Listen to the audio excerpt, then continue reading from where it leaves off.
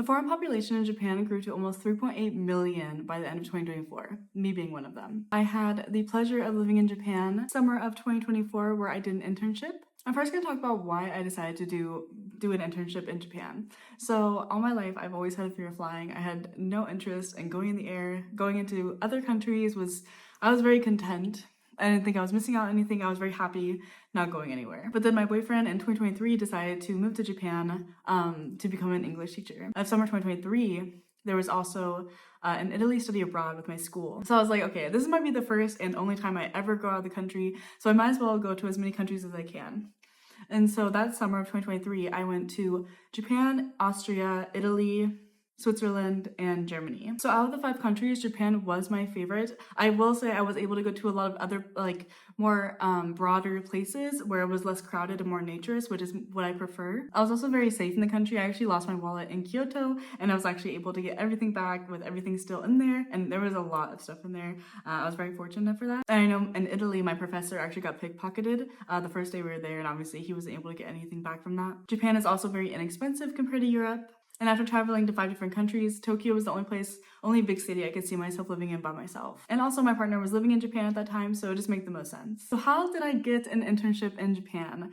So basically, I paid a lot of money and got an internship through Beyond Academy. I paid around $4,900 for 6 weeks. I did look up their current prices, and it does look like they got a little more expensive since I went there, but you can also pick your field. So my field was civil engineering because that's what I went to school for, but they had a really hard time finding me a civil engineering position. So I ended up working in Shibuya Sky in the Google Startups office. Right in Shibuya, which for me, I was like, oh my gosh, it's the most crowded place. It's the one place I didn't want, but the end goal was to live in Japan or live in Tokyo, and that's what happened, so I'm very thankful. So my living situation was I lived in Meijiro, which is a station away from Ikebukuro. I also lived in a share house. I was very lucky I had my own bedroom, but I do know some of the people I worked with did not have their own bedrooms. They had to share bedrooms with 3 to 4 people. But even though I got my own bedroom, all the main areas, so the main area, the bathrooms, the showers, were all mixed gender. And even the floors weren't separated by gender, the showers weren't separated by gender, so that really shocked me. I remember one night, someone, I guess on the floor, I don't know if it was alcohol poisoning or food poisoning, got really sick and actually threw up in the sink that's right next to all the bedrooms, and I guess it just didn't go down the drain and just stayed there, and so it just ended up smelling really bad, and yeah, it was an experience. So the pros of living in Japan was obviously that it was inexpensive and safe, which I talked about. It was also once in a lifetime experience. I don't think I'll ever be able to do that again. And I said I wanted to try it, and I was able to do it, so that was really exciting too. I will say, when traveling throughout Japan, I feel very confident, not confident, but good enough to order food when I went and lived there. But then when I went there was a situation where I felt so embarrassed at a Starbucks. And it was like a Starbucks in Shibuya, which is, again, the most populated place in Tokyo. That's why I was so surprised. I think I was just she was asking me for here to go, but I didn't realize. And so that was very humbling for me that, wow, I still have a long way to go. I can't even order food by myself. So that was kind of a pro, but I did embarrass myself, so it's kind of a con too. I also went on some solo trips, which was really fun. I went to Hidaka first, which was absolutely stunning, and there was nobody there. I will say, please be safe though when you do travel by yourself. There was a lot of signs of wildlife in the area, but it was very beautiful. I definitely recommend it. I don't know if I'm gonna say this right, but it's Jogasaki Coast. Absolutely stunning. But I will say, I definitely got a heat stroke, I think. I remember the buses only came around a certain time, and I remember getting so hot, and I was out there for hours. I was finally getting back. It was probably an hour or 30-minute walk. I can't even remember. And I remember walking up a hill to the station, and I remember just my vision getting blurry. I was like, there's no way I'm not gonna make it. So definitely, again, please be careful. Please stay hydrated, especially in Japan. I'm not good with heat, so definitely please be careful with that. But I would definitely recommend it. I don't know if they have taxis there, but if they do and you have the money for it, that might be the easiest way to get there. Again, very beautiful. Definitely recommend. Some of the cons is that Beyond Academy was very expensive, but I was very fortunate that I had the funds to be able to go.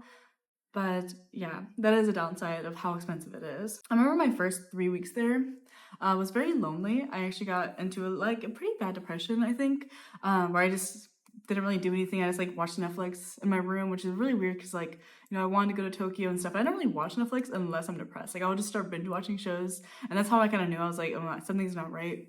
I just felt really lonely, really sad. My boyfriend did live in the country, but he was like an hour and a half flight, and I could only see him on the weekends. There are a few things that helped me during this time though. I did start going to a gym.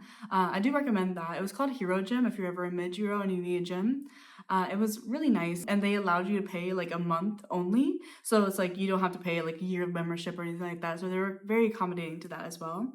And I think that helped with being able to do something that I'm able to do in America. It kind of gave me like, made me feel at home, especially because it was like an Americanized gym kind of. And also the nature helped me a lot. I went to Shinjuku Park one of the days I was feeling really down, and I just remember laying in the grass. It's a huge area of just grass. I just remember laying there. I actually put on like a meditation. I think it was a boho beautiful meditation. And I remember just like letting the sun lay on me and stuff like that. And it was very relaxing, and I felt a lot better after that. And during the end of my internship, about 3 weeks, I would say, I actually started getting new friends at the internship.